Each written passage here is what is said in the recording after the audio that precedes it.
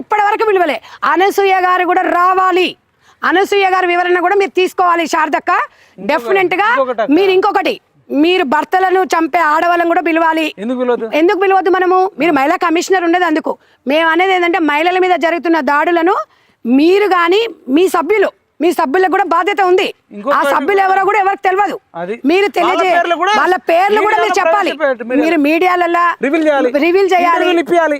మీ దగ్గరికి చాలా కేసెస్ వస్తున్నాయి, బయటికి రావట్లేదు. అవి మేము అనేది శారద గారు, వాళ్ళకి ఒక్కొక్కరికి ఒక్కొక్క పని చెప్పండి.